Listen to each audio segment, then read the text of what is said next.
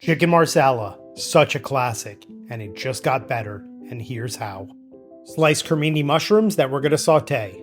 Dried porcinis get rehydrated in chicken stock. Season a skin-on chicken breast with salt and pepper. Into a pan over medium-high heat, skin side down.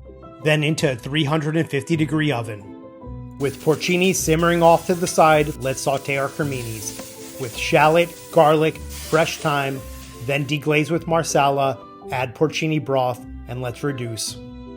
To finish our chicken, butter, garlic, shallot, thyme, and rosemary. Once our sauce is reduced, we're going to mount it with butter. Now it's time to plate.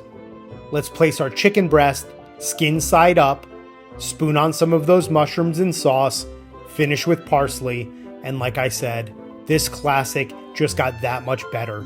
Let me know what you think. Enjoy.